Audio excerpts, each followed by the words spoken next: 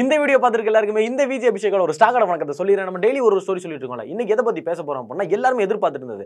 அதாவது ஏடிஎம்கே வந்து யார் கூட தான் கூட்டணி வைக்க போறா, என்னதான் நடக்க போகுது அப்படின்ற ஒரு சந்தேகம் எல்லாருக்குமே இருக்கும். அது மட்டும் இல்லாம இப்போ ஏடிஎம்கே ஜெயிக்கணும் அப்படின்னா கூட்டணி வேணும், ஒன்று கூடணும் அப்படின்றது எல்லாமே சொல்லுவோம்.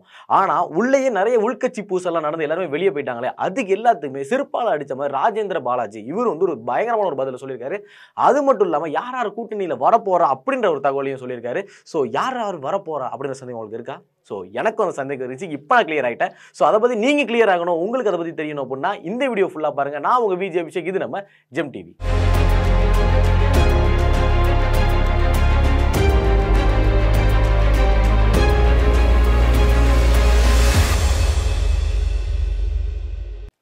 2026 எலெக்ஷன் வர போற விஷயம் நம்ம எல்லாருக்குமே தெரியும். அதாவது நம்ம வந்து பல வீடியோ சொல்லிட்டோம். அதாவது இந்த எலெக்ஷன் முடிகிற வரைக்கும் ஒரு ஃபுல்லாவே எலெக்ஷன் கண்டென்ட் தான். அரசியல் என்னென்ன நடக்க போதோ அது எல்லாமே தெளிவா சொல்றதுக்கு தான் நாங்க இங்க இருக்கோம். அதாவது எல்லாரும் பேசியிருக்கிற விஷயம், இந்த வாட்டி வந்து யார் டிஎம்கே தான் ஜெயிக்க போதா, இல்ல டிவிகே ஜெயிக்க போதா, இல்ல ஏடிஎம்கே வரப்போதா அப்படின்ற சந்தேகம் எல்லாருக்குமே இருக்குல்ல. ஆனா வந்து டிஎம்கே வந்து அவங்களோட இதுல வந்து ஸ்ட்ராங்கா இருக்காங்க. இதுல அதாவது கூட்டணியில வந்து ரொம்பவே ஸ்ட்ராங்கா இருக்காங்க அப்படின்னு சொல்லலாம். இப்ப தாவேகா வந்து எடுத்துக்கிட்டோம் அப்படின்னா ரசிகர்கள் கூட்டம் வந்து அதிகமா இருக்கு, அவங்க ஜெயிக்கிறதுக்கு வாய்ப்பு இருக்கு. அது என்டிகே விட்டுருவோம், அது ஒரு பக்கம் அப்படியே இருக்கட்டும். அது வந்து ஜெயிக்கிறதுக்கு வாய்ப்பு இருந்தாலும் இப்போ நான் வாய்ப்பு கிடையாது. அது ஒரு 20 வருஷம் போகணும்னு வச்சுக்கோங்க. இப்போ ஏடிஎம்கே தான் ஆட்சிக்கு வரணும் அப்படின்னு சொல்லி நிறைய பேர் எதிர்பார்த்துட்டு இருக்கீங்க. ஆனா வந்து என்ன அப்படின்னா அவங்க கட்சிக்குள்ளே ஏகப்பட்ட பேர் பிரிஞ்சு போயிருக்காங்க. ஓபிஎஸ் ஒரு பக்கம் இருக்காரு, டிடிவி ஒரு பக்கம் இருக்காரு, செங்கோட்டையன் ஒரு பக்கம் இருக்காரு. அப்படின்றப்போ எல்லாருமே பிரிச்சு போயிட்டாங்கல்ல. ஆனாலும் இன்னும் எடப்பாடி வந்து ஸ்ட்ராங்கா நிற்கிறதுக்கான ஒரு காரணம் என்ன அப்படின்னா மக்களை நம்பி தான். அதே மாதிரி தான் ராஜேந்திர பாலாஜி என்ன சொல்லியிருக்காரு அப்படின்னா, யார் யாரு கட்சியில வந்து மண்ணோட மண் ஆக்கணும்னு நினைச்சிங்களோ அவங்க எல்லாருக்குமே ஒரு பதிலடி இருக்கு. நீங்க எல்லாம் ஒரு விஷயமும் பண்றதை வந்து எடப்பாடி ஐயா பார்க்கல அப்படின்னு நீங்க நினைச்சிட்டு இருக்கீங்க. ஆனா அவர் எல்லா விஷயத்தையும் நோட் பண்ணிக்கிட்டே தான் இருக்காரு அப்படின்றத முதல்ல இதை ஒரு அழுத்தமா சொல்லிட்டு, அதுக்கப்புறம் ஜனவரி மாசம் வந்து நிறைய கட்சிகள் வந்து நம்மளோட இணைய போறதா அவர் ஒரு வாக்கு ஒன்று கொடுத்திருக்காரு.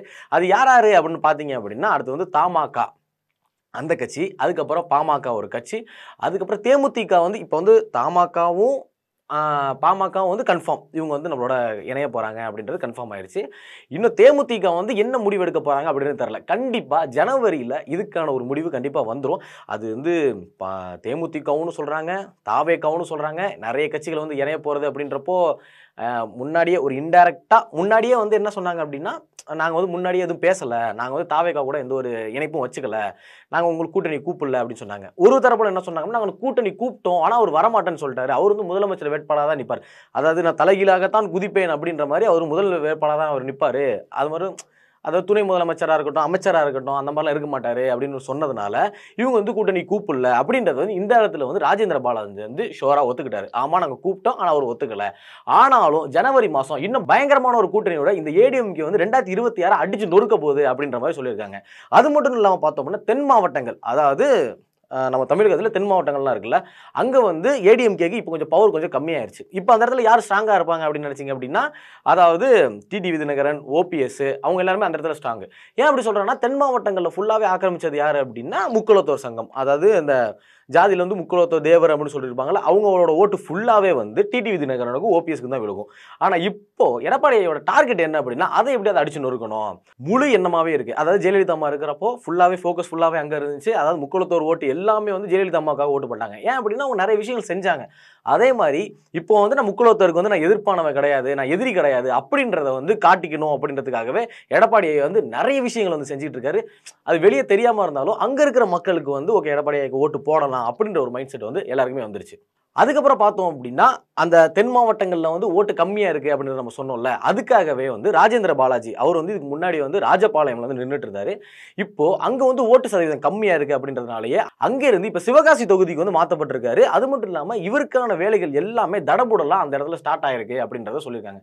அதாவது இப்போ தான் சேஞ்ச் பண்ணியிருக்காங்க. அதுக்குள்ளேயே நம்ம ஜெயிக்கிறதுக்கான என்னென்ன வேலை செய்யணுமோ அது எல்லாமே பக்காவாக ராஜேந்திர பாலாஜி பண்ணிட்டு இருக்காரு. இதனாலே வந்து கண்டிப்பாக ஜெயிக்கணும் அப்படின்ற ஒரு முயற்சியில் வந்து ஏடிஎம்கே கண்டிப்பாக இருப்பாங்க. ஏன்னா 2026 அவங்க கண்டிப்பா பிடிச்சே ஆகணும் அப்படின்றதுதான். சிவகாசியில் வந்து பார்த்தோம்னா திருத்தங்கல் பாலாஜி நகர் இந்த ஏரியால வந்து ஒரு அதாவது எப்படி சொல்றதுன்னா ஒரு கமிட்டி ஒன்று வைப்பாங்கல்ல, அந்த பூத் கமிட்டி அப்படின்னு சொல்லுவாங்க. அந்த பூத் கமிட்டி வச்சு ஒரு தனியாக ஒரு மீட்டிங் ஒன்று அரேஞ்ச் பண்ணி என்னென்ன இருக்கு என்னென்ன நடக்குது அப்படின்றது எல்லாமே தெரிஞ்சுக்கிட்டு இப்போ அவங்க எடுத்த சென்சார்ல வந்து பார்த்தோம் அப்படின்னா கிட்டத்தட்ட 2 கோடி பேர் வந்து எடப்பாடி ஐயாவுக்கு ஓட்டு, அதாவது எடப்பாடி ஐயாவுக்கு சப்போர்ட்டா கிட்டத்தட்ட 2 கோடி பேர் வந்து சப்போர்ட்டா இருக்காங்க அப்படின்றத அவர் சொல்லியிருக்காரு. 2026ல கண்டிப்பா நம்ம ஜெயிப்போம் அப்படின்றத அவர் ஷோராவே சொல்லியிருக்காரு. அது மட்டும் இல்லாம அந்த உள்கட்சி பூசல் அப்படின்றத சொன்னார்ல, அதுக்காக என்ன சொன்னார் அப்படின்னா, அதாவது நம்மளோட இயக்கத்தை பத்தி தப்பா பேசுறது, பின்னாடி பேசுறது, அதுக்கப்புறம் நம்மளை பத்தின ரகசியங்களோ செய்திகளையோ வெளில போய் சொல்றது, அதாவது மற்ற கட்சிக்காரங்களை கூத்தடிக்கிறது, அதெல்லாம் அவர் யாரை மென்ஷன் பண்ணி சொன்னாருன்ற விஷயம் உங்களுக்கு நல்லாவே தெரியும். அதாவது கட்சியிலேருந்து ஒருத்தர் நீக்கினதுக்கு அப்புறம் அவங்களோட வந்து தொடர்பில் இருக்கிறது தப்புன்றதை வந்து முன்னாடியே அவர் மென்ஷன் பண்ணியிருந்தாரு. இப்போ வந்து அவங்க கட்சிக்காரங்களை போய் பார்க்கறது அப்படின்ற மாதிரி யார் யார் என்னென்ன செயலை செஞ்சுக்கிட்டு இருக்கோம் அப்படியோ அது எல்லாத்தையுமே உன்னிப்பாக இவர் பார்த்துட்டு இருக்காரு. அது எல்லாத்துக்குமே ஒரு பதிலடி கொடுக்கறது தான் நிறைய பேர் நீக்கினது அப்படின்றது. அதே மாதிரி எல்லாருமே நீக்கின விஷயம் வந்து இது ஒரு தனிப்பட்ட முறை கிடையாது. இது வந்து கட்சிக்காக அந்த தொண்டர்கள், அதுக்கப்புறம் யார் யார் ஏடிஎம்கேக்கு உண்மையா இருக்காங்களோ அவங்க எல்லாத்துக்குமே அவர் கொடுத்த குரல் தான் இது. இதுக்காக நாங்கள் எல்லாருமே 100% நாங்கள் எடப்பாடி ஐயா பின்னாடி வந்து நிற்போம் அப்படின்றத இந்த இடத்துல ஒரு ஸ்ட்ராங்காகவே சொல்லியிருக்காரு. அது மட்டும் இல்லாமல் இந்த இடத்துல கூட்டணின்னு எடுத்துக்கிட்டோம் அப்படின்னா முதல்ல வந்து என்டிஏ தான். இப்போ என்டிஏ கூட்டணி வந்ததுனால கண்டிப்பாக நாங்கள் 230 தொகுதி ஜெயிக்கிறதுக்கு அதிகமாகவே வாய்ப்பு இருக்குது அப்படின்னு சொல்லியிருக்காரு. 230 தொகுதி ஜெயிச்சாங்க அப்படின்னா கண்டிப்பாக இவங்க தான் உள்ள வருவாங்க அப்படின்ற விஷயம் நமக்கு தெரியும். ஆனாலும் வந்து இன்னமும் அந்த கட்சியை வந்து ஸ்ட்ராங் பண்ணாங்களா இல்லையா அப்படின்றது தான் நமக்கு பெரிய ஒரு சந்தேகமாகவே இருக்குது. ஏன்னா இப்போ நிறைய பேர் உள்ள வராங்க அப்படின்றாலும் அந்த சீட் எப்படி பிரித்து கொடுக்க போகிறாங்க, எப்படி மேனேஜ் பண்ண போகிறாங்க அப்படின்றதான் எல்லாருக்குமே ஒரே ஒரு சந்தேகமாக இருக்குது. சரி, ஓகே, எனக்கு இருக்கிற சந்தேகத்தை விட்டுருவோம். இப்போ நான் உங்கள்கிட்ட கேட்குறேன் என்ன அப்படின்னா, இப்போ நான் சொன்ன இந்த கூட்டணி வந்துச்சு யார் யாருன்னா தமாக, பாமக, தேமுதிக, அதுக்கப்புறம் பார்த்தா ஏடிஎம்கே, இவங்க எல்லாருமே சேர்ந்தா 2026 ஜெயிக்க முடியுமா முடியாதா அப்படின்றத மட்டும் நீங்க மறக்காம கமெண்ட் பண்ணிட்டு போங்க. இந்த மாதிரியான இன்ஃபர்மேஷன்லாம் நீங்க தெரிஞ்சுக்கணும் அப்படின்னா மறக்காம ஜெம் டிவியை சப்ஸ்கிரைப் பண்ணுங்க.